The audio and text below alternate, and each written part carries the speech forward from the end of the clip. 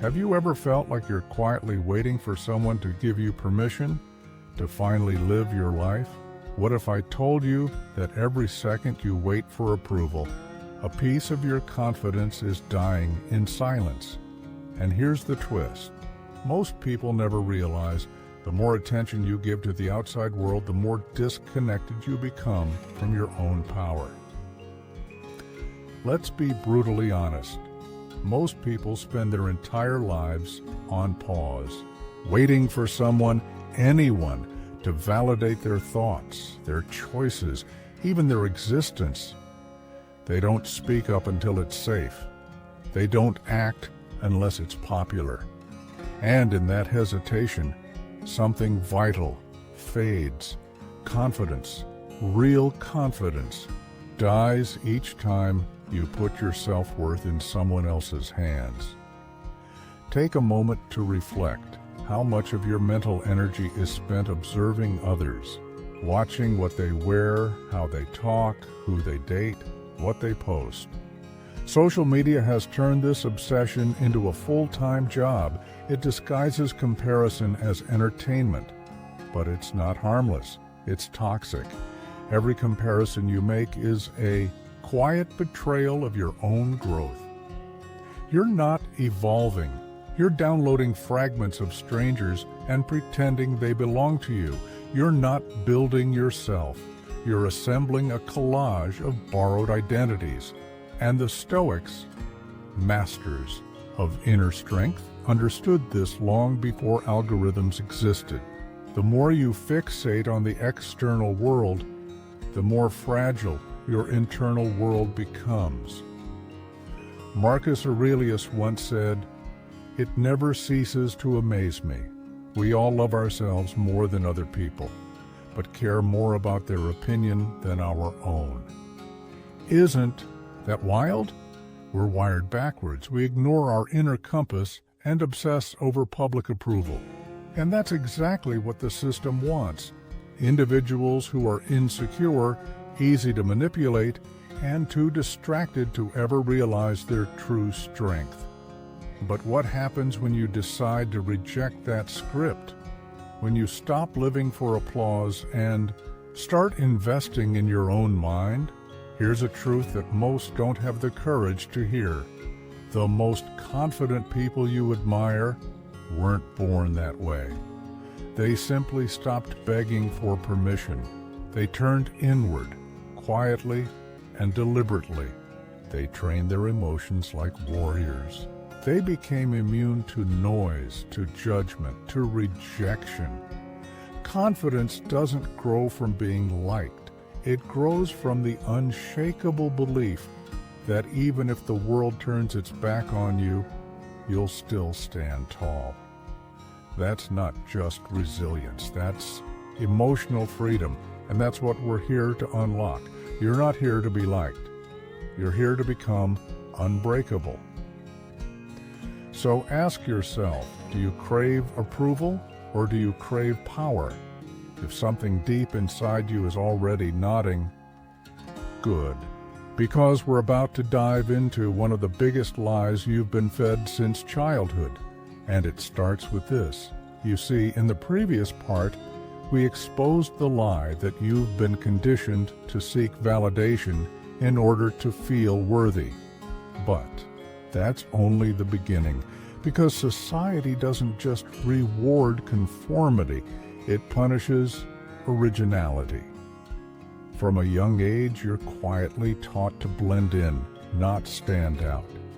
You're praised when you echo the crowd and sidelined the moment you question it. But let's be clear, this isn't a coincidence.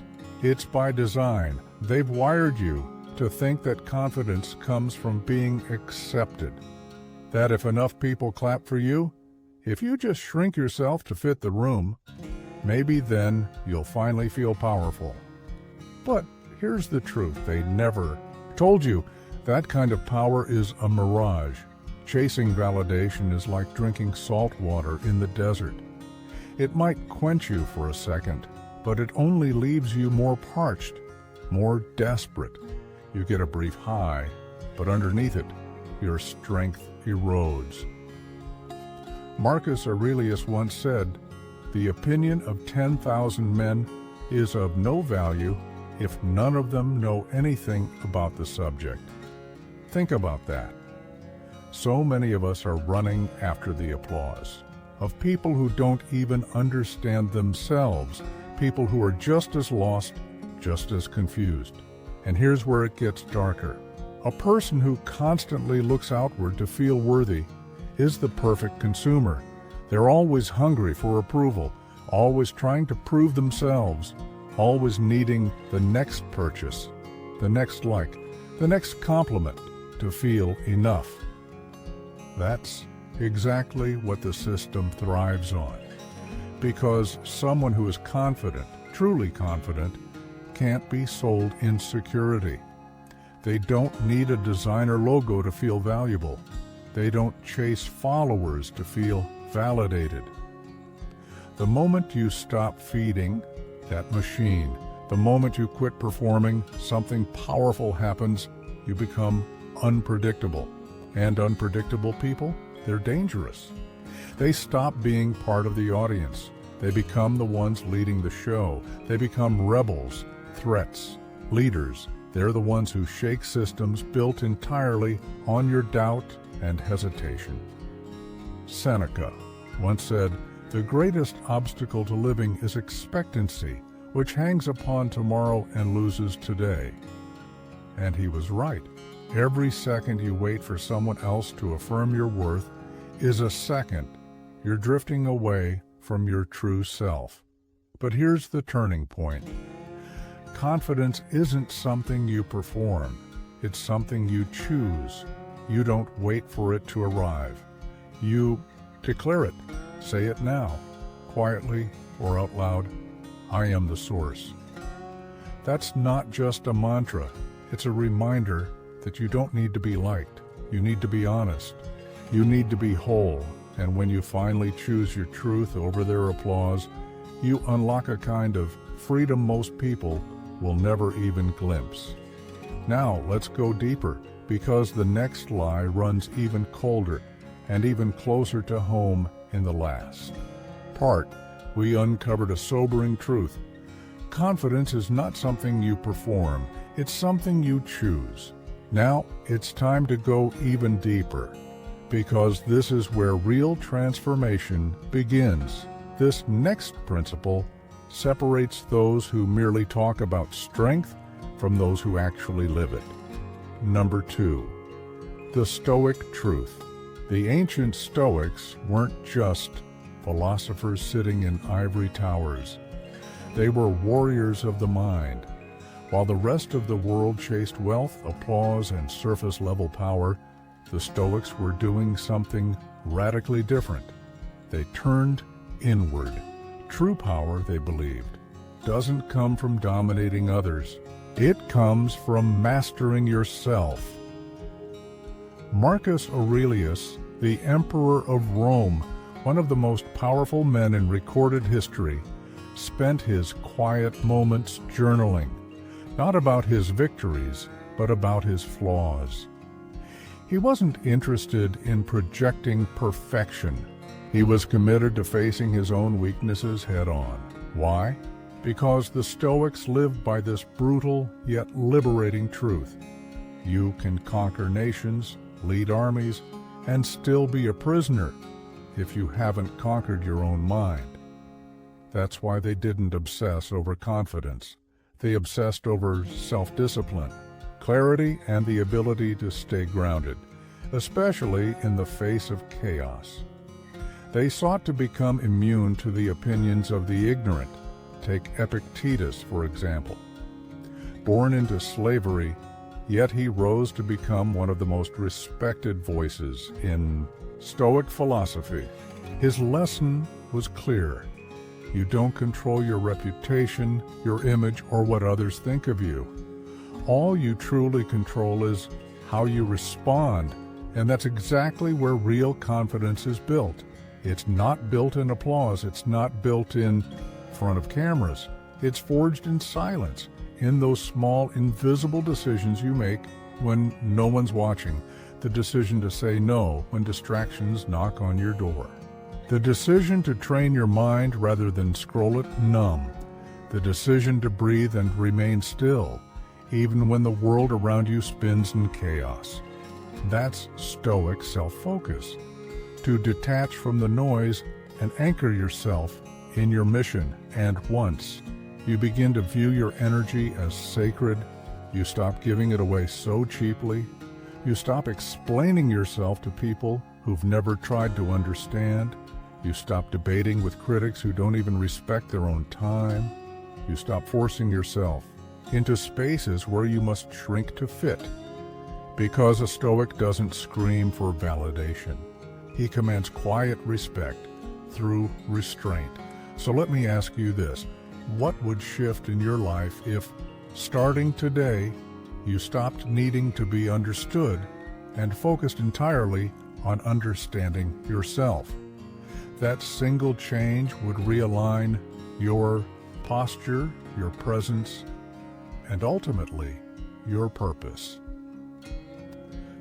Now, let's move forward because the next insight will challenge everything you've been taught about strength in the last part. We explored how grounding yourself in self-discipline and emotional restraint transforms your presence. Now, we move into the next layer where mental control becomes your most dangerous strength. Number 3, dark psychology.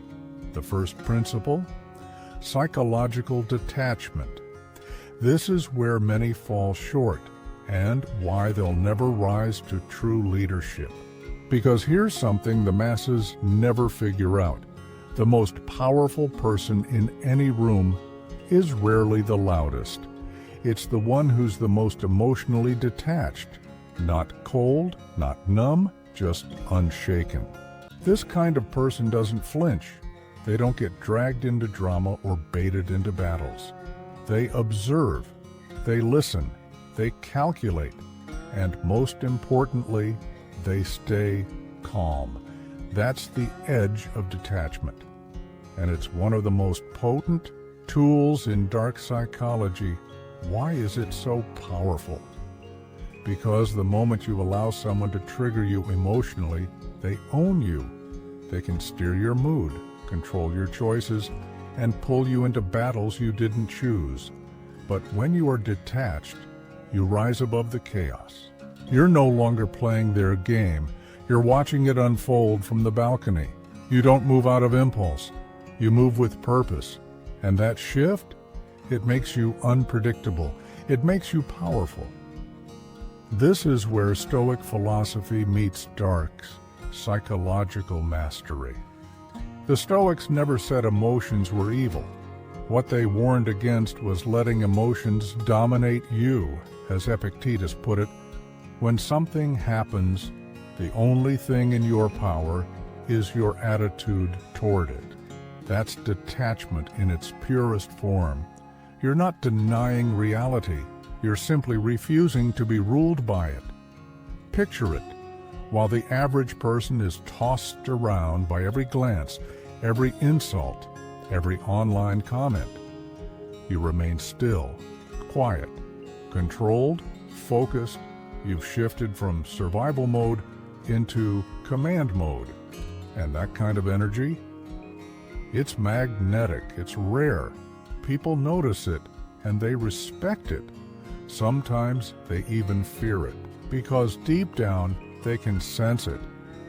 They can't control you anymore, and that changes everything. You stop chasing attention. You start drawing it in, not because you're loud, but because you're locked in. So say it to yourself, or better, yet write it down to make it real. I control the frame. Now let's keep going, because the next tactic takes this power even further, into how you shape your reality through the lens of inner focus. Previously, we uncovered how emotional detachment becomes your silent superpower, your ability to move with purpose, not impulse. But detachment is only the foundation. Now, we go deeper into what quietly weakens most people without them ever realizing it. Number 4, the confidence paradox. Here's a truth that's hard to swallow, and that's exactly why most people reject it. The more you focus on others, the less confident you become. It sounds upside down, doesn't it? Because we're taught to believe that confidence is a social trait, being charming, having charisma, knowing how to work a room. But that's not real confidence. That's a performance. Let's break it down. Real confidence, the kind that makes people pause when you walk in the room, isn't built on approval. It's built on independence. It's not about how many people admire you. It's about how little you need them to. Here's the paradox. The more you seek validation, the more attention you chase, the more you shape your identity around feedback, the more fragile your core becomes. And soon, without realizing it, you're not just expressing yourself, you're adjusting yourself. You begin watching people's faces for clues while you talk. You water down your words to avoid judgment. You build your life not around your truth, but around their expectations. That's not confidence. That's quiet self-abandonment. Marcus Aurelius would call this a kind of spiritual suicide, because every time you bend your truth to fit into someone else's narrative, you chip away at your soul. Slowly, silently. But the Stoics knew better. They taught that confidence doesn't come from applause. It comes from alignment. It comes from having a mission so clear that it silences every outside voice.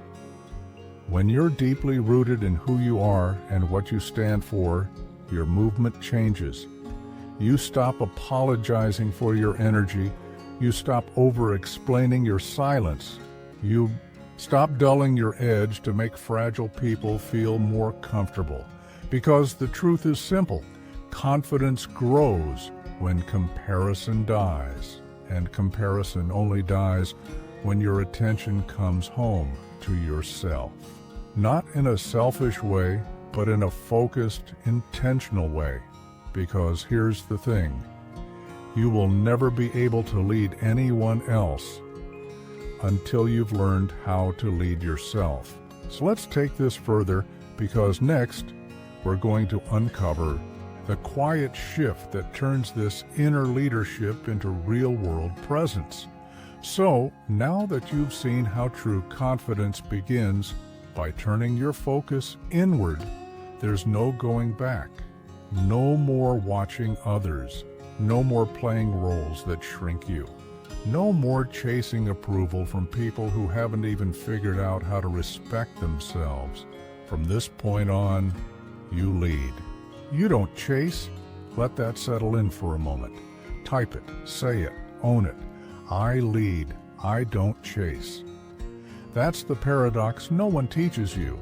Real confidence isn't granted by the world. It's reclaimed from it. You don't build confidence by being accepted. You build it by pulling your energy out of that constant need for validation and reinvesting it into your own path. And now it's time to go even deeper into the shadows, where strength is sharpened in silence. Number 5, dark psychology, trick 2, emotional unavailability as power. Let's clear something up. Being emotionally unavailable isn't always the result of trauma. Sometimes it's strategy. Sometimes choosing to withhold emotional access from certain people or situations is the only way to protect your energy, your vision, and your peace. This isn't bitterness, it's control. Here's the darker side of it, one most people never even recognize. The more emotionally available you are, the easier you are to manipulate. And people, whether they realize it or not, will use that access. They'll study your reactions, poke at your insecurities, test your tolerance. If they sense you need something, love, approval, attention, closure, they'll hold it just out of reach and use it like a leash. That's why people who have boundaries often seem intimidating. It's not because they're cold, it's because they're hard to reach. And in a world obsessed with constant validation, that level of emotional discipline feels threatening. But let's be clear, it's not a threat. It's a shield. It's protection. It's power. The Stoics knew this long ago. Marcus Aurelius wrote, "If you are pained by any external thing, it is not this thing that disturbs you, but your own judgment about it." You may not be able to control what others do, say, or expect, but you absolutely control who gets access. You decide who earns the right to be inside your mental space. You decide who deserves your vulnerability. You decide who holds influence over your emotional state. That's why emotional unavailability, when used intentionally, becomes a psychological fortress. You're not cold. You're selective. You're not numb. You're aware. You know exactly what drains you, what derails you, and what distracts you from your mission. And once you've mastered that, you're ready for the next level. Because up next, we'll explore how silence itself becomes a powerful message. In the last part, we uncovered a powerful truth. You decide what gets emotional access to you. That's not just a defense mechanism. That's next-level confidence. The kind that whispers, "I don't have to feel everything. I only feel what matters." While most people are leaking energy in every direction, reacting to every opinion, every post, every mood shift, you're becoming a fortress, solid, selective, still. And if that resonated with something deep inside you, anchor it now with this phrase: "My emotions serve me. They do not enslave me." Live by those words, and you'll protect your clarity and preserve your strength, especially when the world tries to pull you in 100 directions. Now we move one level deeper. Let's talk about the true battlefield. Not out there, but within. Number 6, the Stoic mindset shift. You versus you. This is where everything begins to click. Because once you stop obsessing over them, you're left with one essential question. Who are you when no one's watching? That's where the real war is. And the Stoics understood it better than anyone. See, most people spend their lives comparing themselves to others, chasing shadows and illusions. But in doing so, they avoid the one thing that truly matters, a brutally honest look at themselves. Because true confidence, the unshakable kind, doesn't come from being better than others. It comes from overcoming the weaker version of you. You're not competing with strangers online. You're not defined by likes, followers, income, or applause. You're in daily combat with the part of you that wants to stay soft, stay safe, stay small. And every time you scroll instead of study, every time you retreat instead of rise, every time you hesitate when you should act, that version wins. The old you, the distracted one, the reactive one, is waiting for any excuse to take back control. He's always there, lurking in comfort, hoping you'll slip, but the Stoics had a solution for that war. They knew that mastery isn't about conquering others, it's about discipline over the self. Marcus Aurelius would begin his mornings reminding himself that the world would be filled with rude, jealous, selfish, and dishonest people. But he didn't complain. He didn't collapse. He simply said, "Still, I must not be harmed by any of them." That's what internal power looks like. That's what you versus you truly means. You don't transform the world by shouting at it. You change the world by becoming so clear, so focused, so unshakable that nothing can disturb your inner core. And once that becomes your standard, something profound happens. You no longer feel the need to compete with anyone else. Now, let's take this mindset and bring it into action, because in the next part, we'll uncover how power is not about being louder. It's about being still. Once you embrace the you versus you mindset, something begins to shift. You no longer chase, compare, or compete. You simply rise, day by day, silently, deliberately. You train like the strongest version of yourself already exists, and you're just catching up to meet him. If that hits home, say it to yourself, or drop it in the comments. I am becoming undeniable. Because that's the Stoic path. It's not loud, it's not flashy, it's quiet strength. It's the decision to win silently and let your presence speak volumes. But now it's time to get practical, because philosophy means nothing if you don't live it. Number 7, reclaiming your power. Practical steps to self-centered confidence. At Hoya Mari, this point, the truth should be clear. Confidence isn't about how many people notice you. It's about how unshakable you become when no one's watching. It's not about being liked. It's about being anchored to your own values, your own code. But the question remains, how do you build that in the real world? Let's get into it.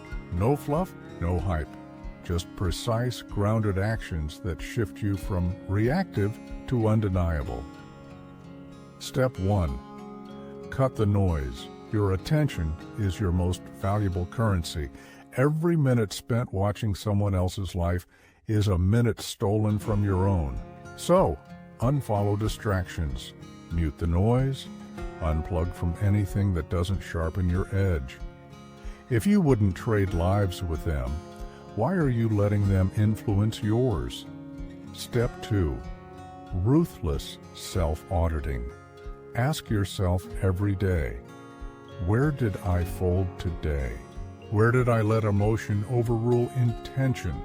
Where did I react out of fear instead of leading with principle? That's the real purpose of Stoic journaling. Not to vent, but to refine. Confidence grows each time you face your own reflection with honesty, even when it stings. Step 3. Make promises and keep them. Do you know why so many people feel like imposters? Because they are. They talk a big game, but when no one's watching, they fold. Here's the fix. Say less, do more. Keep your promises, especially the ones you make to yourself, because every time you do, you build something rare, self-trust. And self-trust is the bedrock of confidence. Not ego, not attention, just quiet, unshakable trust in your own word. That's what makes your walk steadier. That's what builds presence without saying a word. Step 4, guard your energy like your life depends on it. Because it does. Not everyone deserves access to your time, your thoughts, or your emotional space. Now, let's go even further, because in the next part, we'll talk about how protecting your energy isn't just a boundary, it's a declaration of your worth. In the last part, we talked about protecting your energy like your life depends on it, because it truly does. And here's the truth. Guarding your time, your thoughts, and your emotional bandwidth isn't selfish. It's essential. Learn to walk away. Learn to ignore. Learn to say no without guilt, without explanation, without shrinking. That's not arrogance. That's alignment.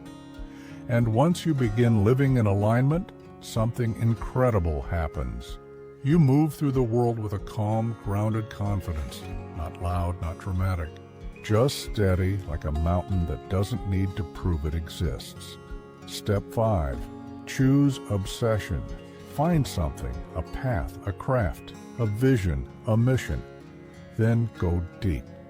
So deep into it that there's no time left to look sideways at what others are doing. Obsession, when it's anchored in purpose, is the antidote to comparison. When you're truly locked in, your attention sharpened, your energy committed, the noise fades, the distractions lose their grip. You stop worrying about how others see you because you're too busy becoming something unshakable. That's the edge most people will never access, because obsession requires depth. And in a world addicted to surface, depth is rare. But if you're ready to live this way, focused, disciplined, detached from approval, then say it with conviction. I am my only competition. This isn't about becoming cold or selfish. It's about becoming so centered, so self-led, that nothing external can destabilize you. And now we're almost there. But before we arrive, there's one final enemy we have to confront. It's not loud. It doesn't shout, but it rots your confidence from the inside out. Up next, we expose the silent killer of growth and how to destroy it before it destroys you. In the previous part, we exposed the quiet yet devastating trap of approval addiction. And the cure? It isn't applause. It's not recognition. It's not being liked. It's discipline. It's focus. It's the daily decision to show up for yourself without expecting a round of applause. So, if you truly want to destroy this addiction to validation, here's how you begin. Stop explaining yourself. You don't owe anyone an explanation for your priorities, your pace, your silence, or your grind. Not everyone will understand your boundaries, and they don't need to. Stop looking sideways. The more time you spend watching others, the more distance you create between yourself and your purpose. It's like walking a straight path with your head turned. Eventually, you drift. Start embracing solitude, because here's the paradox. Confidence doesn't grow in crowds. It grows in the quiet, in the stillness, in the moments when it's just you, your thoughts, and your discipline. Let them misunderstand you. Let them doubt you. Let them talk. That's not a sign you're doing something wrong. That's the sign you're finally doing something right. Because when you stop needing to be liked, you unlock freedom. And when you become free, you become undeniable. People will start paying attention, not because you begged them to, but because your presence became impossible to ignore. So, if you're done shrinking to earn approval, declare it now, loudly or quietly. I no longer seek permission, because you don't need it. You never did. And now, we arrive at the final stretch. It's time to bring it all together. One last push to cement everything you've unlocked. Number 9, the final word. Command attention, own your power, engage your tribe. Let's be real, you're not the same person who started this journey. You've seen the illusion for what it is. You've felt the shift from performance to presence. You now know that confidence isn't something you stumble upon out there. It's something you forge, right here, within. It doesn't come from followers. It doesn't come from praise. It's built through unflinching self-honesty, emotional detachment, and the discipline to cut off everything that pulls you away from your path. The world wants you dependent, wants you reactive, wants you insecure. But that version of you, the one waiting for permission, the one hoping to be noticed, that version is finished. From now on, you lead. You train in silence. You walk in focus. And you let your presence speak volumes. This is you. versus you every single day.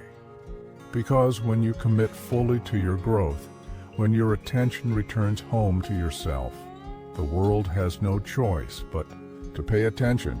Now let's bring it home. You want a life filled with power, peace, and purpose? It starts with one declaration, one commitment, made right now. You've come this far.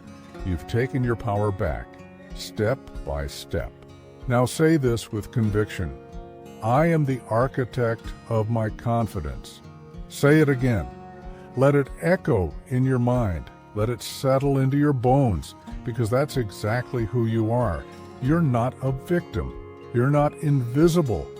You're not waiting for someone to choose you anymore. You've chosen yourself. You're focused. You're disciplined. And that makes you a threat. Not because you're aggressive, but because you no longer need applause to feel complete. You're not fueled by attention. You're anchored by purpose. You've stepped off the stage. You've left the crowd behind.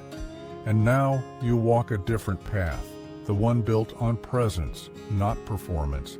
Because confidence doesn't shout. It doesn't beg. It moves quietly, with clarity and control. If this message resonated with you, if it stirred something deep, you already know this isn't about entertainment. It's about evolution. You're here to grow, to lead, to build. So let's do just that. Let's build.